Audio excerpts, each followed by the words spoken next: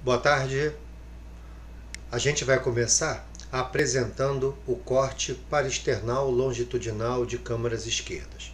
É importante lembrar que o corte será nominado sempre primeiro aonde eu coloco a minha sonda e segundo que tipo de apresentação eu apresento o coração, se em corte longitudinal, se em corte transversal ou se em corte apical.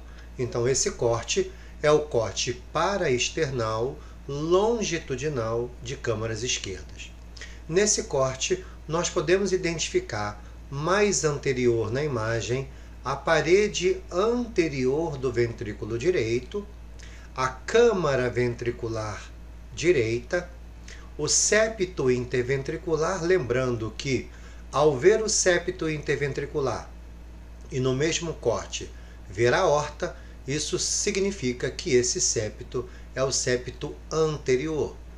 Temos a cavidade ventricular esquerda, a parede inferolateral, que anteriormente era conhecida como parede posterior, a aorta, a válvula aórtica se movimentando. Observem que uma válvula se movimenta para cima, que é a válvula coronariana direita, e uma válvula se comunica ou se movimenta para trás, que é a válvula não coronariana em 60% dos casos. Aqui eu tenho a parede anterior da aorta, a parede posterior da aorta, e aqui agora eu identifico a minha válvula mitral. Um folheto que tem uma movimentação mais ampla em direção ao septo interventricular, que é a cúspide anterior.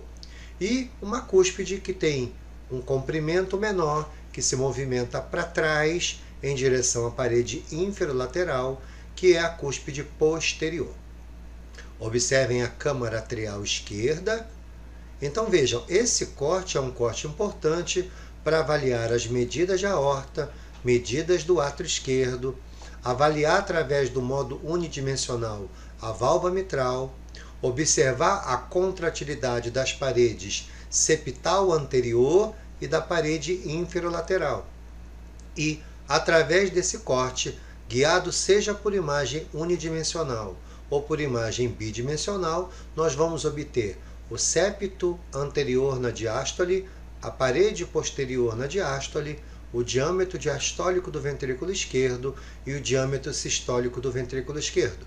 Com essas 4 medidas, ou seja, 3 medidas diastólicas e uma medida sistólica, eu obtenho a minha fração de ejeção, o volume sistólico final, o volume diastólico final, o volume ejetado, e teremos também informações como a massa ventricular esquerda sempre indexada. Ok?